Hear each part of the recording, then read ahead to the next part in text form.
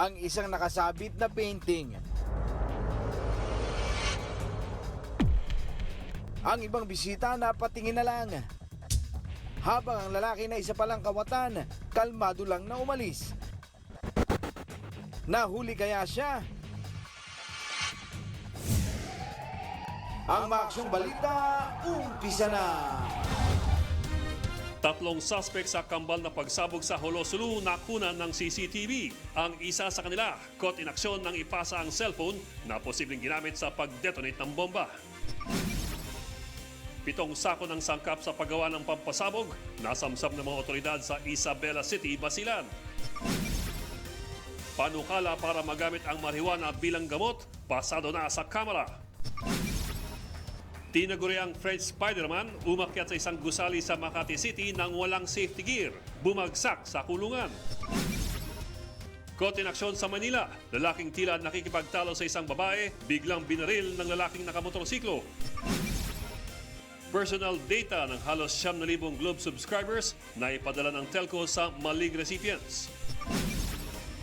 At sa celebrity aksyon, Miss Vietnam Intercontinental nagpasalamat sa bashers na tumawag sa kanyang copycat ni Miss Universe Catriona Gray.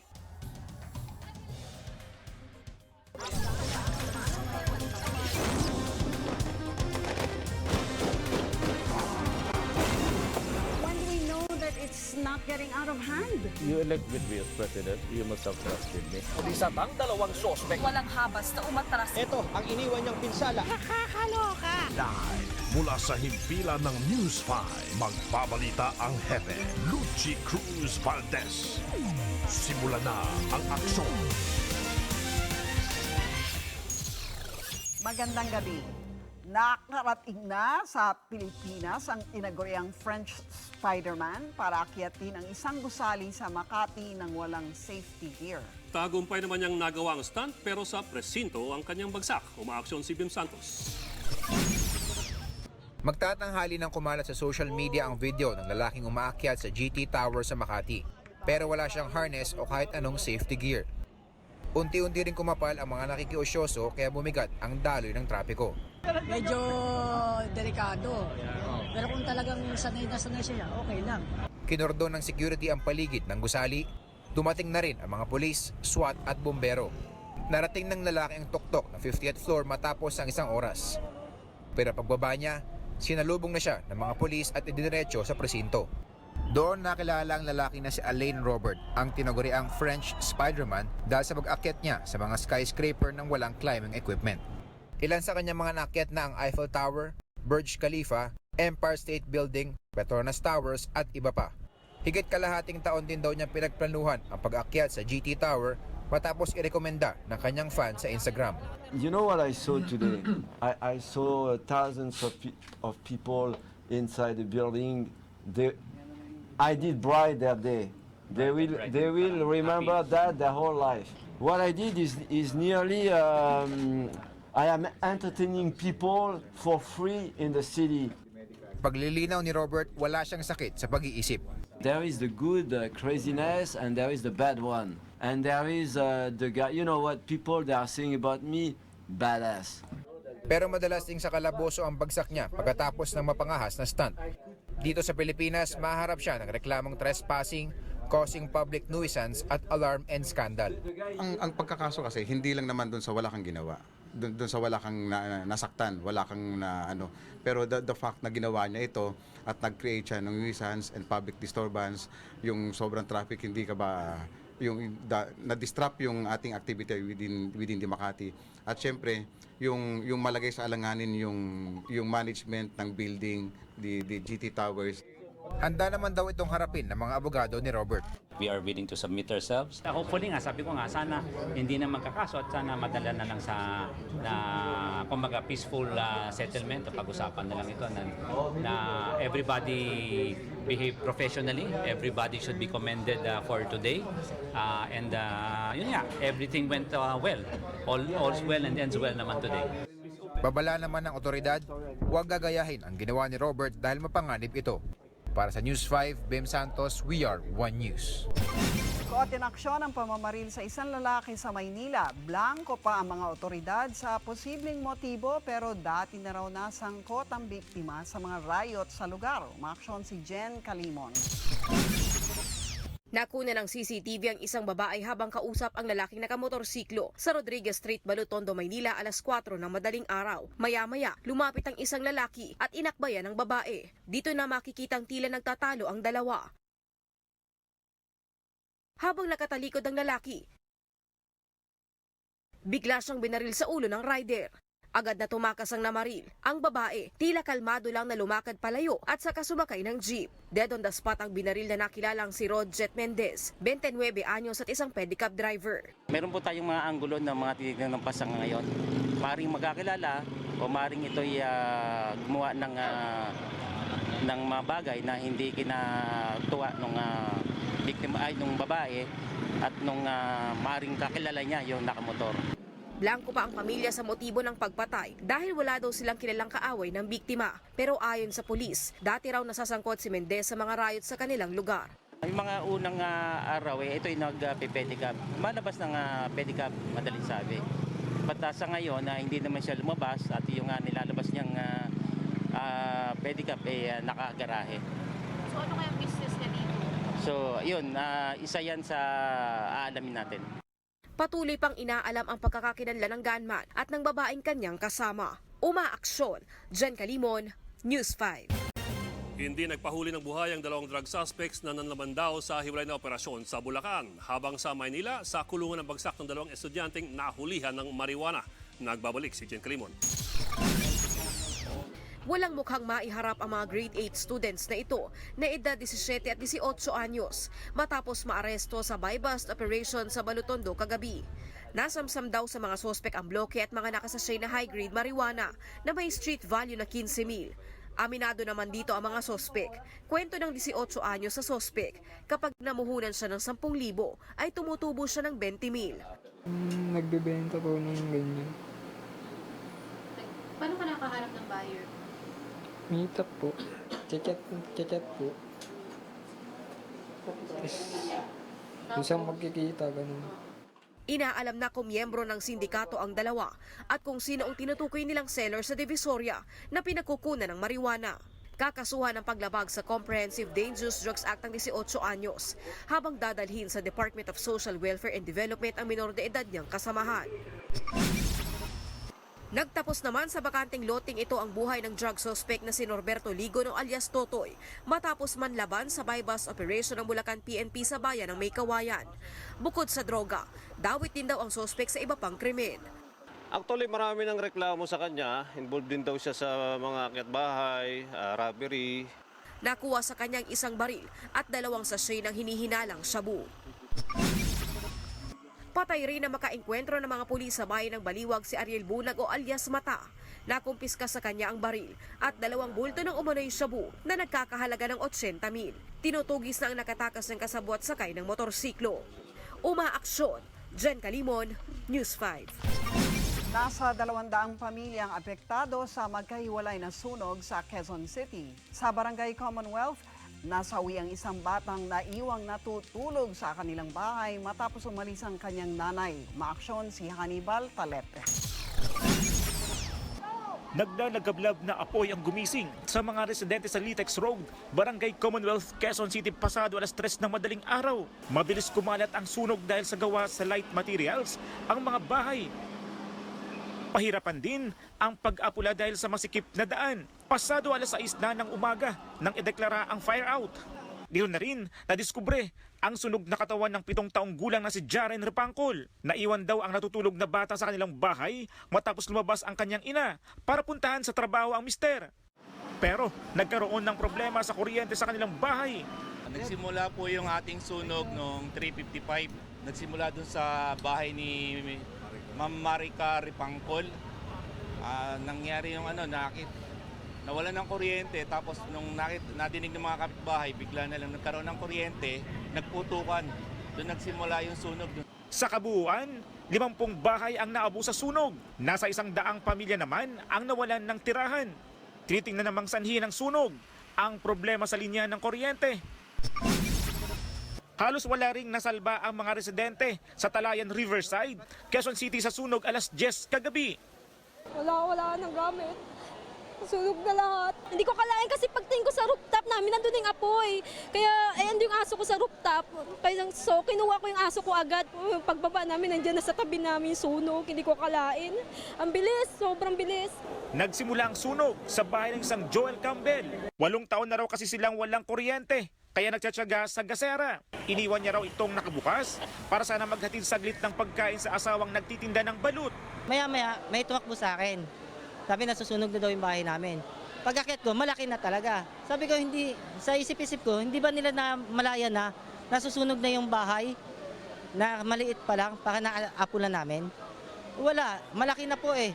Paano pa namin maapula yon? Nahirapan ang mga bumbero sa pag-apula ng apoy dahil sa masikip na daanan. Bumutas pa sila ng pader sa kalapit na simbahan para padaanin ang mga hose. Lampas hating gabi na maapula ang sunog. 6 na pong mga bahay ang natupok habang hindi naman bababa sa 100 pamilyang naapektuhan. Umaaksyon! Hannibal Talete, News 5. Patay ang isang pulis habang sugatan ng 11 niyang kabaro sa pananambang ng New People's Army sa North Cotabato. Ayon sa Chief of Police ng bayan ng Magpet, pabalik na sa headquarters sa Barangay Amas ang convoy ng 2 pulis. Pagdating sa barangay poblasyon, pinasabugan sila ng 2 landmines at pinaulanan ng bala ng mga rebelde. Hindi nakaligtas si PO1 Christopher Anado na siyang nagmamaneho ng isang sasakyan. Patuloy ngayon nagpapagaling sa ospital ang mga sugatan. Susunod, 3 suspect sa pagsabog sa Holo-Sulu na kuna ng CCTV. Russia handa raw tumulong sa pagtugis sa mga responsable sa pag-atake sa Holo-Sulu. Lalaki sa Basilan na hulihan ng 7 sako ng ammonium nitrate na sangkap ng pampasabog. At National Privacy Commission iniimbestigahan ang data breach issue sa Globe Telecom. Ang detalye abangan sa pagbabalik na aksyon.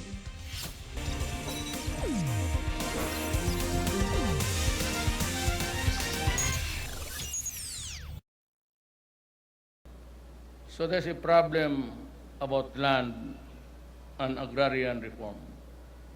Dito po, I was trying to figure out if nandito si Castriciones, the DAR Secretary, kasi gusto ko siyang tanungin, and I hope he would be around next time, na gusto ko siyang tanungin if there's still available lands, government lands, ang uunahin ko dito banda sa inyo.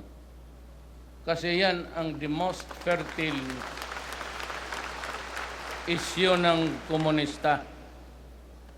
Diyan sila eh.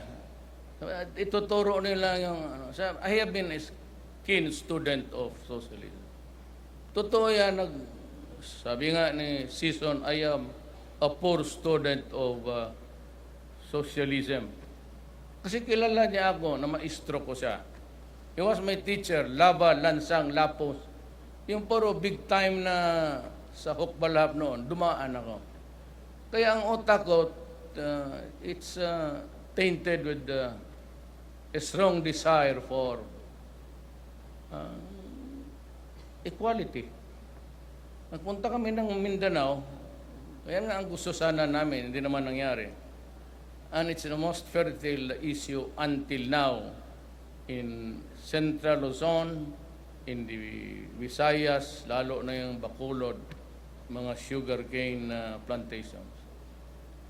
Of course, ngayon, medyo down na because the thing is about fructose, hindi na talaga sugar. So, but the dynamics are still there. Alam mo, sinabi ko sa military, pati sa police, at sabihin ko na sa inyo lahat, we can never solve this problem in the Philippines unless we are able to tackle the issue of land reform. Kailangan talaga, kung maaari lang, mabigyan ang, land is really very expensive now. Even to own a few meters of land under the sun on a very small planet is already something which can mean big to somebody. Kaya dito unahin ko, if there's still government lands, pag-aralan na lang ninyo yung mga agricultural on itong uphill. I will, within the 3 years of my remaining, ibibigay ko sa inyo lahat yung lupa ng gobyerno dito. Wala ang silbi. Sabihin ko sa inyo, sa mga administrator, for what? Why are we hanging to those vacant lands when we can use them to satisfy the fundamental desire of every Filipino, not only agricultural workers, but all to own a land? Ngayon, mapresyo na yung lupa ngayon. Because at 110 million, we cannot be so generous to all. But yung naiipit, ibigay natin. We have to snuff the life of the communists. Pwede akong sumali ng Communist Party of the Philippines. Ang problema, ang hindi ko kaya, and I cannot reconcile with the fact that I have to kill my own Filipino brothers to wage a war for 52 years for nothing. Yan sinasabi ko sa komunista. You have jeopardized cause, sorrow and misery to the country fighting for a lost cause. Wala na yung iduluyan ng komunista. It's over and done with.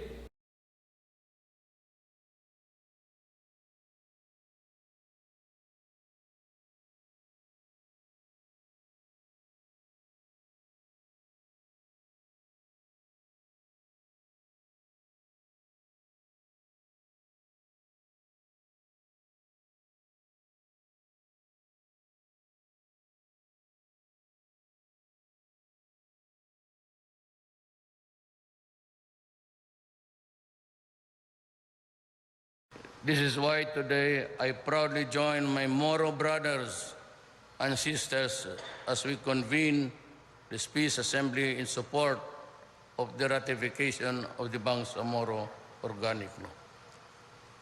Your approval of this law Inilabas na ng militar ang kuha ng CCTV sa 3 sospek sa kambal na pagsabog sa Holo-Sulu. Sapul dito ang lalaking posibleng nag-detonate ng pampasabog gamit ang cellphone. Umaaksyon si Gemma Bansenya.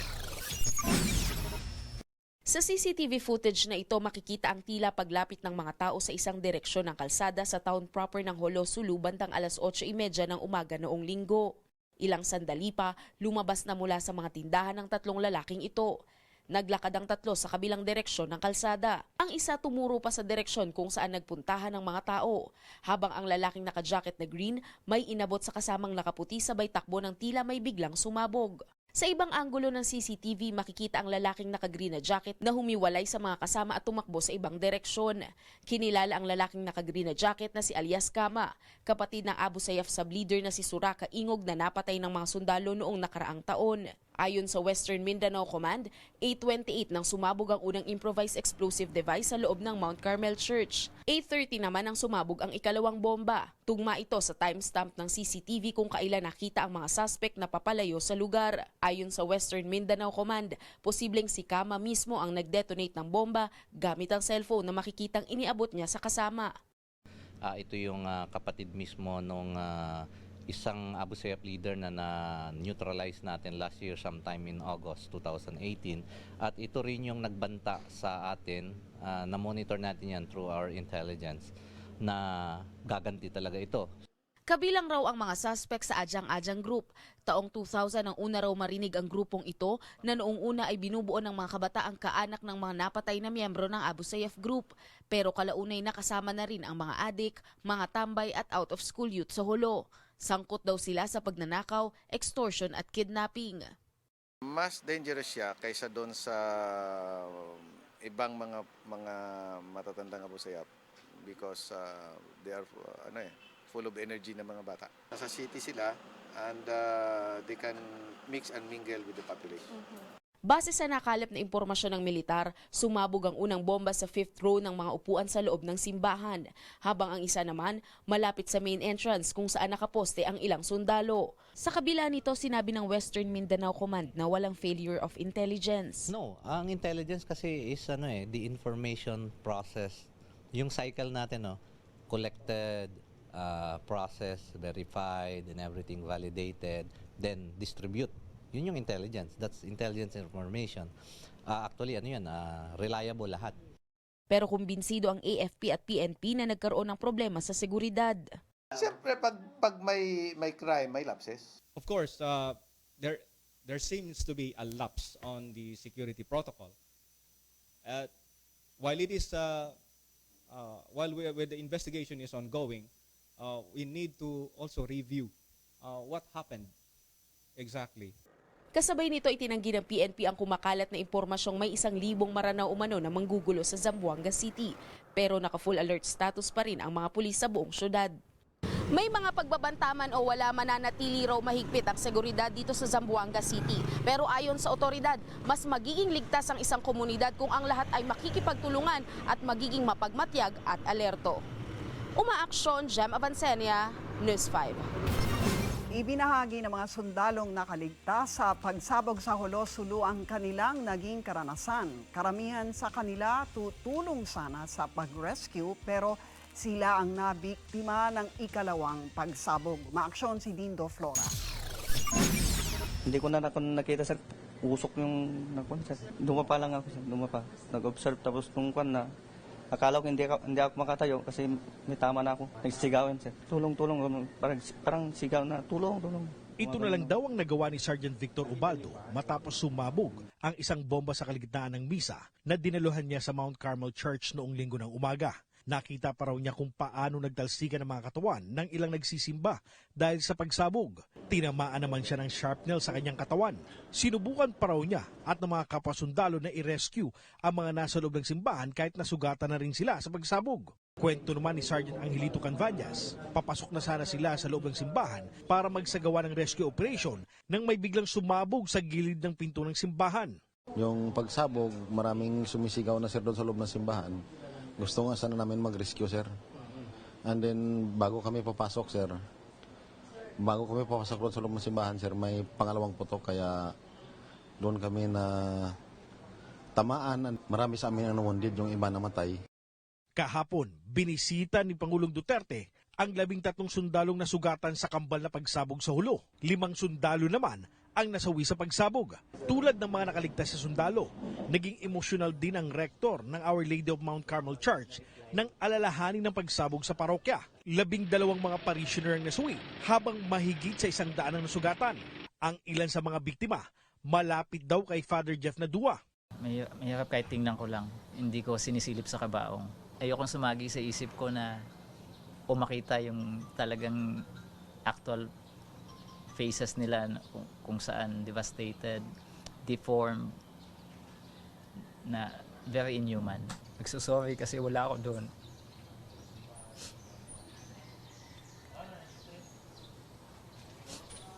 Nagsusorry ako kasi wala akong nagawa. Nung nagkikwento sila kung paano sila tumakbo, paano sila tinamaan. Nung time na sumabog, te-text sila tayo na bomba kami. Nung nag-reply ako, wala akong matawagan. Matatagalan pa raw bago maayos ang mga nasira sa pagsabog sa simbahan. Sa kabila nito, hindi raw nawawala ng loob si Father Nadwa na muli silang makakabangon mula sa trahedya. May panawagan din siya sa mga nasa likod ng pagsabog. Nakita nila hindi lang yung mga nasawi, kundi yung context ng mga nasawi na may pamilya, may pinapaaral, may pinapakain, isariling pamumuhay na sinira nila. Mula dito sa Hulo-Sulu, umaaksyon. Dindo Flora, News 5. Handa raw ang gobyerno ng Russia na tumulong sa Pilipinas para mahuli ang mga responsable sa pagsabog sa Hulo-Sulu. Sa isang pahayag, sinabi ni Russian President Vladimir Putin na dapat managot ang mga nasa likod ng pagsalakay. Tinawag din ni Putin na isang uri ng kalupitan ang pambobomba sa simbahan, kasabay ng pakikiramay sa pamilya ng mga biktima. Nakahanda raw siyang palakasin pa ang ugnayan sa bansa para labanan ang terorismo. Malugod namang tinanggap ng palasyo ang pakikiramay at alok na tulong ng Russia. Patay ang isang miyembro ng Abu Sayyaf sa operasyon ng mga pulis sa Barangay San Jose sa Zamboanga City. Nakilala ang target na si Admar Hasilon na suspect sa iba't ibang krimen sa rehiyon. Na-recover sa kanyang ilang gamit sa paggawa ng improvised explosive device tulad ng ammonium nitrate, fuel oil, hand grenade, detonating cord, electric time fuse at cellphone. Our information dito, this fellow was involved in so many atrocities in the past. If you remember, there were 8 or 7 fishermen who were killed in Siromon Island in January 2017. He was very involved. Yung sa may rural bus transit incident, he was also there. And he was also identified in so many killings. Sa Isabela City, Basilan, arestadong isang lalaki sa buy-bust operation. Nakuha sa suspect ang 7 sako ng ammonium nitrate. Ginagamit daw ito sa dynamite fishing pero posible rin daw gamitin sa terrorist activities. Inaalam pa kung may kaugnayan sa teroristang grupo ang suspect. Siniguro ng Maynilad at Manila Water na nagagamit sa tama ang sinisingil na environmental fee. Hindi rin daw maaaring madaliin ang proyekto sa sewage treatment plant. Umaaksyon si Sheila Francisco. Poso Negro. Ganyan inilarawan ni dating Environment Secretary at ngayon Congressman Lito Atienza ang Manila Bay. Dito raw kasi dumidiretsyong duminagaling sa mga kubeta sa Metro Manila. Sa programang agenda ng One News, sinabi ni Atienza na ang Maynilad at Manila Water ang dapat sisihin dito. So the biggest problem is we have converted Manila Bay into a sewer, Poso Negro, when Manila Water and Maynilad Water have not delivered their part of the contract. Bayad tayo ng bayad, hindi naman nila dinideliver yung water cleaning. Kasama sa sinisingil ng water concessionaires ang environmental charge. Kaya gustong paimbestigahan ng ilang mambabatas kung saan ito napupunta at kung dapat bang ipatigil ang paniningil nito. We will ask them to explain kung saan po napunta ang 20%. Number 2, bakit nade-delay pa? No? Nandun naman ang pera, bakit hindi po nagagawa? Let Congress help them. Aminado naman ang Metropolitan Water Works and Sewerage System o MWSS na siyang nagre-regulate sa Manila Water at Maynilad na delay na papapatupad sa sewage treatment plant. Sa 16 na milyong customer, nasa 18% pa lang ang konektado sa STP. Pero hindi raw ito kasalanan ng water concessionaires. Ang problema ng ating dalawang concessionaires ay getting the required permits, mga permission to do the sewer lines, getting the property. Nagbabala rin ang MWSS sakaling ipatigil ang paniningil ng environmental charge. That will cause more delays in the rollout of the projects. Ayon naman sa Maynilad, hindi lang wastewater treatment ang sakop ng environmental fee, kundi pati mga watershed management at ibang proyekto na konektado sa kalikasan. Kahit hindi raw konektado ang lahat sa STP, may dislodging services naman sila para linisin ang mga septic tank. Hindi rin daw nila pwedeng madaliin ang proyekto sa STP. We also have to manage the impact of these accelerated investments on the tariff because per our estimate, just to increase sewerage coverage in the West Zone by just 1%, this will require an average investment of about 1.6 billion pesos. Para maglatag po tayo ng 1 kilometrong sewer line, isang katerbang traffic. Siniguro rin ng Maynilad at Manila Water na na-audit at aprobado ng MWSS ang mga proyekto kung saan napupunta ang environmental charge. Para sa News 5, Sheila Francisco, we are One News. Iniimbestigahan ng National Privacy Commission ang umunoy data breach na nangyari sa Globe Telecom. Natanggap daw ng NPC ang report ng Globe tungkol sa umunoy systems error na nakaapekto sa halos 9,000 prepaid subscribers. Hinala na nila kung ano-ano mga datos ang posibleng nakompromiso. Nangyari po ito ngayong buwan dahil sa on-the-list promo ng network. Sa ilalim ng promo, maaaring mag-sign up ang subscriber para makakuha ng tickets sa concert ng Korean girl group na Blackpink. makakatanggap ang subscriber ng confirmation mula sa Globe. Pero sa halip, nakatanggap sila ng email na naglalaman ng personal information ng ibang users. Natanggal na raw ng Globe ang site ng promo kung saan nag-register ang subscribers at sinasabing pinagmula ng umunoy data breach. Mga kapatid, ihanda ang mga jacket dahil tuloy pa rin po malamig na panahon ngayong Martes. Apektado pa rin ang hanging amihan ng halos buong bansa. Partikular na mararamdaman po ang ginaw sa umaga at madaling araw. Siyempre, ngayong Martes na itala pa rin po sa Baguio City ang pinakamababang temperatura na abot sa 10.6 degrees Celsius. Sunod po ang Tugigaraw, na nasa 16.9 degrees, habang 17.4 naman sa Lawag. Bukod sa lamig, maaari ring magdulot ng mahina at pulupulong pag-ulan ang amihan, mga kapatid. Kalat-kalat na ulan naman ang posibleng maranasan sa Sultan Kudarat, Sarangani, South Cotabato at Davao Occidental dahil po sa low pressure area sa labas po ng Philippine Area of Responsibility. Mataas man pong tsansang malusaw na rin ang LPA sa mga susunod na oras. Pero maiba tayo mga kapatid, ang kwento hindi na kompleto kung walang alamat. Parang Pinoy Rock, hindi kompleto kung wala ang isang alamat na si Pepe Smith. Maki-rock and roll na sa musika ng buhay ng nag-iisang king of Pinoy Rock dito po sa Word of the Lord.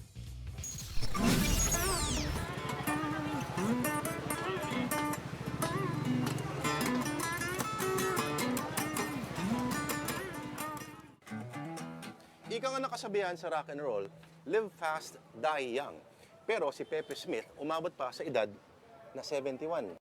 Considering rock and roll ang naging lifestyle, milagrong nakaabot pa sa gantong edad si Joseph William Feliciano Smith. Pinanganak December 25, 1947. Tunay na regalo sa kulturang Pinoy.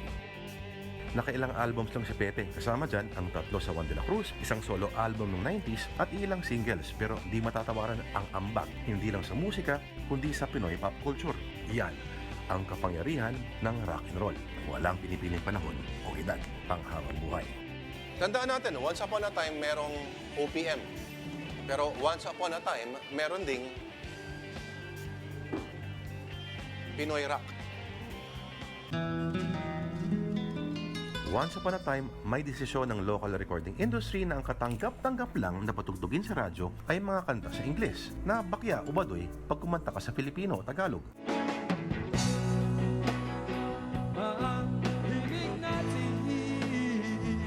Kaya naging anthemic ang Himig Natin, lumabas noong 1973. Isa sa mga pinakamadamdaming kantang sinulat sa Pilipino at ang battle cry ng Pinoy Rock. Pinoy Rock, ang lengguwaheng sumalamin sa tunay na amoy, lasa, ligaya, lungkot, landi at kabataan ng bansa. Umawit ang Juan de la Cruz Band tungkol sa jeepney, palengke, kalesa, curfew, divisoria at syempre may mga, alam mo na.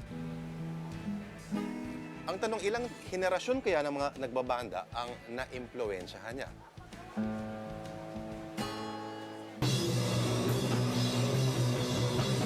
Maring nagbabanda ka ngayon at maring hindi mo kilala si Joseph Smith at maring hindi mo kilala si Pepe Smith at ang mga kanta ng Juan de la Cruz Band, pero hindi mo pwede itanggi na ang mga idol ng idol mo ay nakinig at na-inspire kay Pepe at sa Juan de la Cruz Band. Tututusin mo, dapat matagal lang ideklarang National Artist for Music si Pepe Smith at si Mike Hanopol. Yung sa lapida nyo, ano yung gusto nyo ilagay doon? Ito si Pepe, nakahimlay dito na napadaan lang galing kung saan para makapagpasaya ng tao. Isang filosofiya ng buhay na maaring sumahin sa isang makabuluhang salita. Rock and roll. Lumaking walang ama, laki sa lola, hindi nagkaroon ng tradisyonal na pamilya. God bless and rock and roll. Nakulong ng 2 taon sa Quezon City Jail dahil sa drugs. Rock and roll. Na-stroke, hindi makapagsalita. Nilangaw ang concert.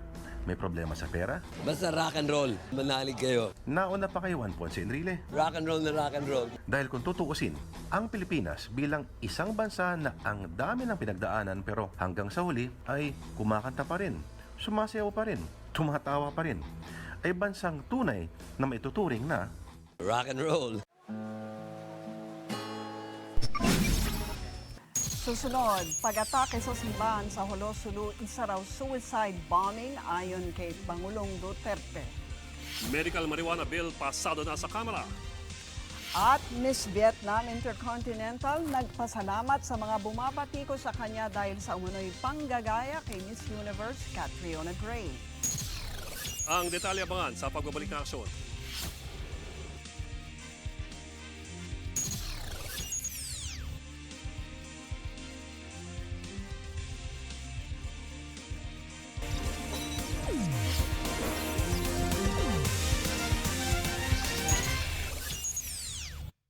This is why today I proudly join my Moro brothers and sisters as we convene this Peace Assembly in support of the ratification of the Bangsamoro Organic Law. Your approval of this law will not only serve as an expression of your desire to end more than half a century of armed struggle in the region. It will also serve as a testament to your determination to bring genuine peace and development in Muslim Mindanao through an autonomous government that truly represents and understands the needs of the people. Alam ko, nung nagkampanya ako, I visited Cebu. So nandun ako sa mga statues ng mga... Tapos nakita ko yung estatwa ni Magellan, masyadong malaki. Tapos pagtingin ko doon kay Lapu-Lapu, yung sa ano, bakit ang buang na ito? Ito yun dito, nagpunta dito, nagwala, nagkagulo tayo. Ang monumento niya, mas malaki pa doon sa pumatay sa kanya. Yun ang matapang. Yung Moro na si Lapu-Lapu. Ano makita mo yung headband niya, no? Depicted in the picture. Of course, wala namang ano. That's it, tausog. Ano yan? Yan yung headdress ni Miss Ware.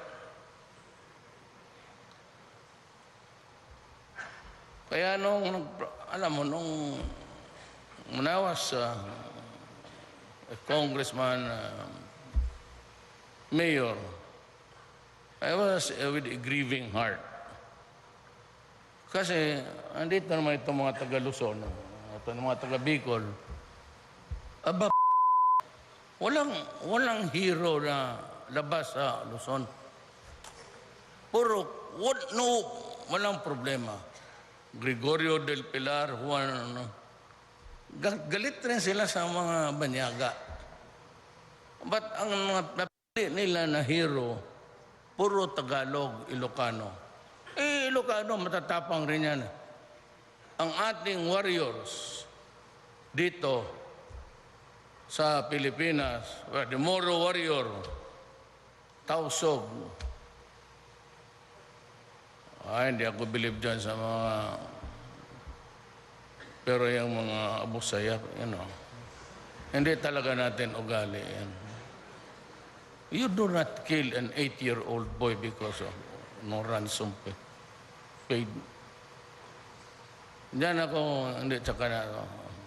It would take maybe 1 year for me to talk to them para because I do not simply like the idea of cutting heads of people, innocent people. Pati yung bata na kinidnap na hindi naman. What's the sense of doing it? It is not, huwag nila akong gulahin. There is a part of me which is Islam actually. Kaya kung mag-away-away kami ng mga buang na pari, hindi mo na ako Katoliko. Islam na, totoo. Mga simba lang ako dyan. Sa Ateneo, sa San Beda, kami po, karaming muro namin dyan sa...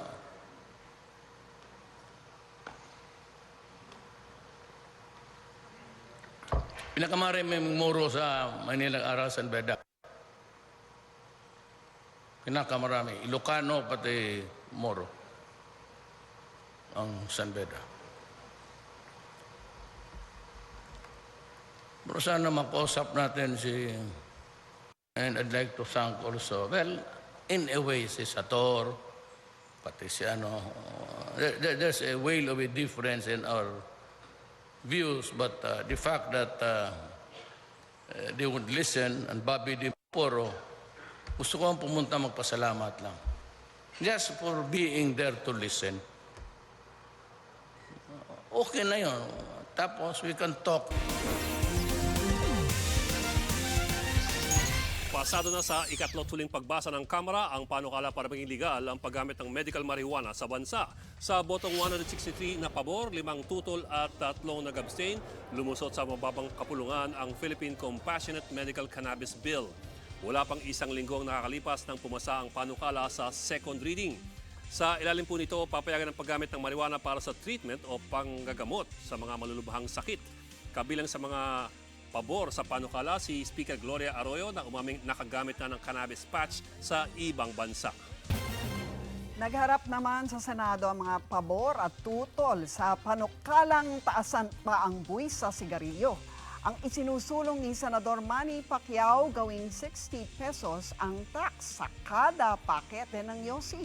Umaaksyon si Nea Luzman. Sa labas pa lang ng Senado, tax to the max ang sigaw ng mga pabor para dagdagan ng buwis ng sigarilyo. Habang matindi naman ang pagtutol ng mga nagtatanim ng tabako na galing pa sa mga probinsya sa norte.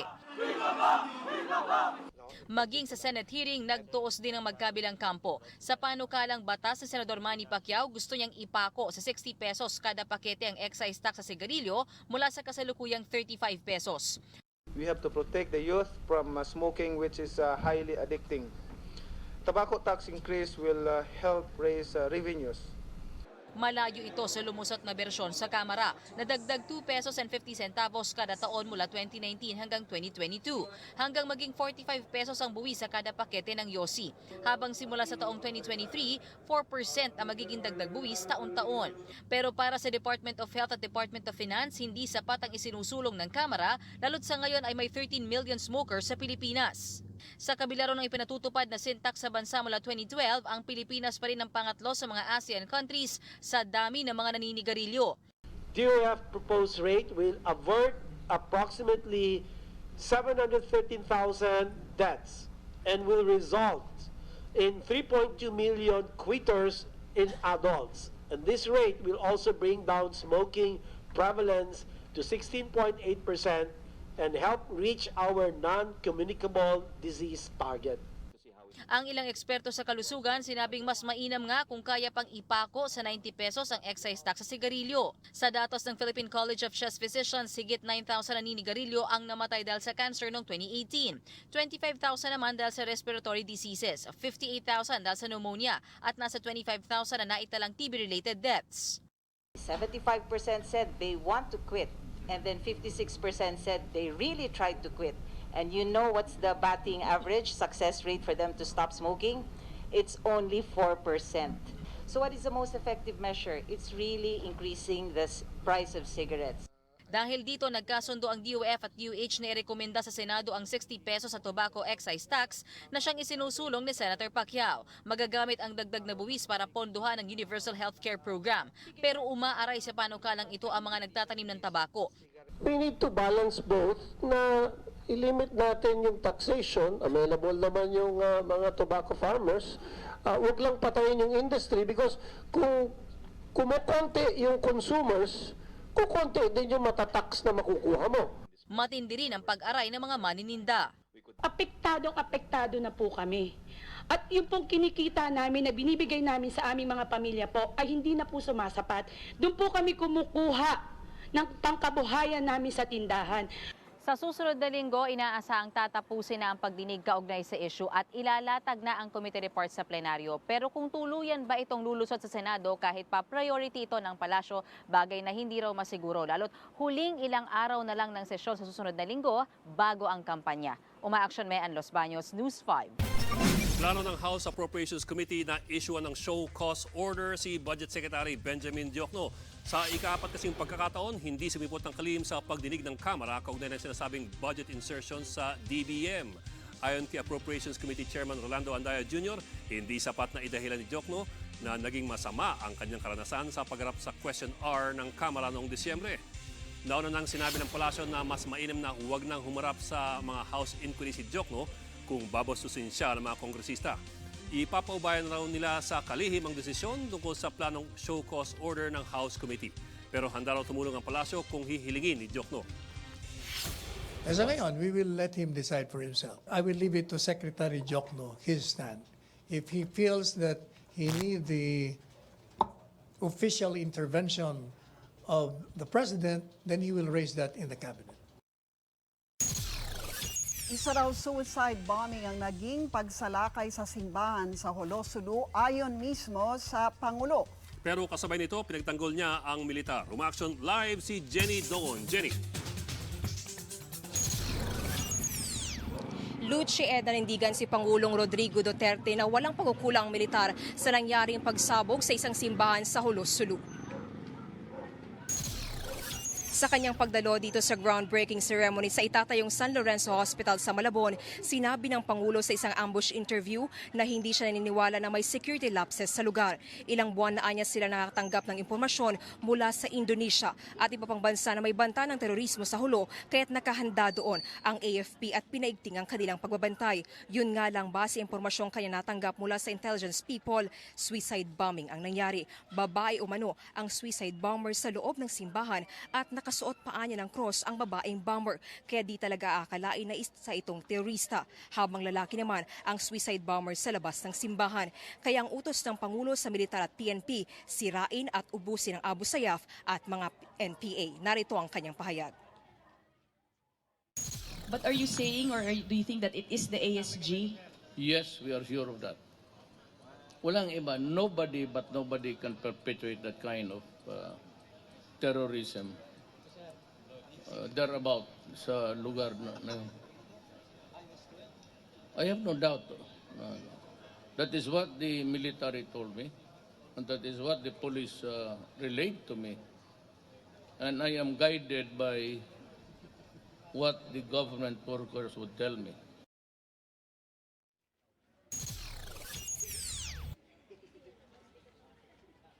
Luchi, nabanggit din kanina ni Pangulong Rodrigo Duterte na may dalawang opisyal ng Department of Agrarian Reform na kanyang sisibakin dahil umano sa ilang aplikasyon na nakatenga na sa kanilang mga opisina 2 taon na. At ayon sa Pangulo, isa itong paraan o isa itong korupsyon. Hindi na niya binanggit yung pangalan 2 opisyal, pero hihingin daw niya na magretiro o umalis na sa pwesto ang mga ito. Luchi, Ed. Bok, nilino ba ng Pangulo kung ano yung kanyang source ng kanyang impormasyon? Kasi doon sa natatanggap natin mga ulat mula sa DND, hindi naman wala namang indikasyon na suicide bombers itong nagsagawa ng bombing sa Jolo. Actually, Ed, natanong nga yan kanina kay Pangulong Rodrigo Duterte dahil hindi nga medyo nagtutugma yung kanyang pahayag doon sa pahayag ng militar. Ayon nga sa militar, walang suicide bomber na nangyari. Pero ayon sa Pangulo, ang kanyang source, base sa kanyang mga intelligence report na kanya natatanggap o natanggap niya kaninang 3 a.m., kaninang umaga nga ayon sa kanya, base doon sa mga eyewitness, suicide bomber, may suicide bomber nga doon sa loob ng simbahan at mismong doon din sa labas. Sabi pa nga niya, according doon sa kanyang intelligence source, ay babae yung nasa loob ng simbahan, Bok. Okay. Huling tanong ng Bok. So, na-identify niya at least one of them is Indonesian or both of them are Indonesians? Actually, Bok, hindi niya pa sinabi kung ano yung identity nitong mga bomber na ito. Pero yung mabanggit natin yung Indonesia, Bok, ayon sa kanya kanina, yung impormasyon na may terorismo na mangyayari doon sa Jolo, yung information na yon nakuha niya doon sa Indonesia at iba pang lugar. Pero yung kanina kung tinatanong mo kung anong identity or anong nationality nitong mga bomber ay hindi pa dinivulge ni Pangulong Duterte yung information about it. Bok. Okay, maraming salamat, Jenny Doon. Sa aksyon abroad, nagpataw ang Amerika ng sanction sa oil firm na pag-aari ng gobyerno ng Venezuela bilang bahagi ng pamumuwersa kay Pangulong Nicolas Maduro na bumaba na sa pwesto. Dahil dito lahat ng ibabayad sa bibiling langis sa Petróleos de Venezuela ay mapupunta sa mga na-block na accounts. Ang oil firm ang pinagmumula ng pinakamalaking kita ng Venezuela. Hawak din ito ang pinakamahalagang foreign asset na Citgo Petroleum mula sa Amerika. Patuloy ang mga protesta laban sa pamumuno ni Maduro matapos bumagsak ang ekonomiya ng kanilang bansa. At kotinaksyon naman ang mapangahas na pagnanakaw sa isang museum sa Moscow, Russia. Sa kuha ng CCTV, makikitang puno ng tao ang State Tretyakov Gallery. Pero hindi naawat ang kawatan para kunin ang isang painting na nakasabit lang sa pader. Malaya siyang nakaalis dahil inakala raw ng mga tao na empleyado siya ng museum. Natuntun din naman ang suspect pero doon na sa ibang gusali. Todo tanggi pa rin siya sa krimen pero nakita sa kanyang lugar ang painting. Nasa $1 bilyong daw ang halaga ng obrang ipininta noong 1908.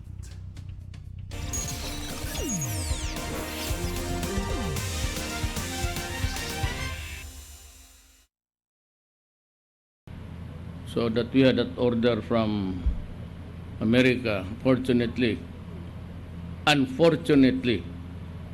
pinigilan nila. That prompted me to decide to go to China to buy. Sabi ko, I'm here to buy. I'm not making any pakiusap dito. Babayad ako. And China said, no, it's all right. You can have the guns free. And then again, because sabi ko kulang to, I flew to Russia. And at the last minute, kasi pumutok ang Marawi, nandoon ako sa Russia. So I had to sign the martial law power. Doon ako sa Russia. And we had a talk with Putin. I said, Putin said, you can have it. And I'll give you some trucks. So, in a way, nagpapasalamat rin ako. Ang mahirap kasi nito, maybe like the Philippines, it's really a democracy. And kung sino yung mailagay mo dyan, it would depend on how he looks at the planet, kung ano ang paradigm niya. Nung tayo kay Obama, he canceled it, or someone from the U.S. Congress took the floor and to denounce the delivery of the arms. They stopped it. It was about 23,000 M16s, 6 hour. Sabi ko, sige lang. Yun ang nato. Unlike, nandito man kayo ngayon, I'm addressing myself to the military. Kasi ang China, one of those parang na kasali sa embargo.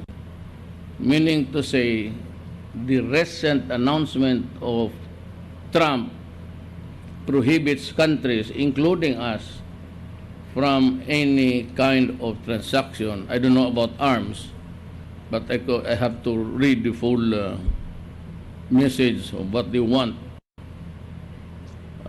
Hindi tayo makabili. Tapos sulat ng 3 cabinet members asking us to reconsider our position. Sabi ko kasi, huwag na tayo magbili sa Amerika kay ano. Tapos ito ngayon,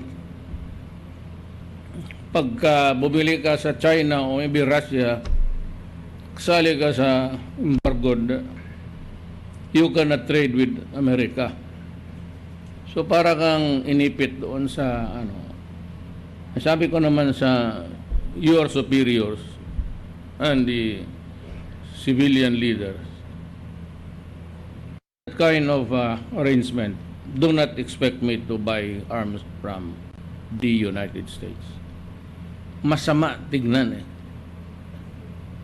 Yung panahon na kailangan natin ang tulong nila, hindi naman sila, kundi armas lang, talagang inipit nila tayo. Tapos ang tumulong ang Russia, pati China. Ngayon, kung magbili ka, sabihin mo, hindi ako makabili sa China kasi kasali ka doon sa embargo,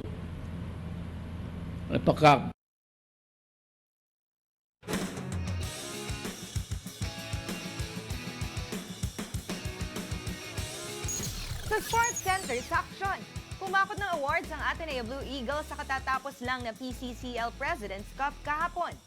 Itinanghal na Coach of the Year si Ateneo Coach Tab Baldwin matapos i-guide ang Blue Eagles sa PCCL title. MVP naman at Mythical 5 member si Big Man Isaac Go.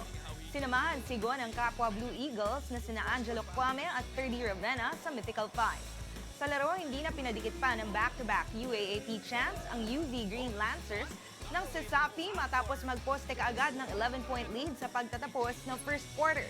Lumobo pa ng hanggang 30 puntos ang lamang na Ateneo sa second half. Hindi na nakabawi mula rito ang Green Lancers. Magiging pukpukan na ang ensayo ng Gilas Pilipinas pool sa pagdating ni naturalized player Andre Blatch. Kinumpirma ni Coach Yengyao na inaasahang darating sa Pilipinas si Blatch sa Biyernes. Pero aalis din ito agad sa February 11 dahil sa commitments nito sa Chinese basketball team na Tianjin Gold Lions. Dahil dito, susubukan ng coaching staff na mag-ensayo ng 3 beses sa isang linggo. Sa February 16 sa Qatar na ulit makakasama ni Blatch ang team para sa last window ng FIBA World Cup Asian Qualifiers. Sa posibleng tune-up game lang din laban sa Alab Pilipinas, makakalaro ang 6'10" center. Ang medyo apprehension ko lang is we might not get enough tune-up games, no, as we want. Kasi nga, di Blatch darating siya ng February 1st, aalis ng Feb 11. So within that time, we have to squeeze in as much time as we can playing together.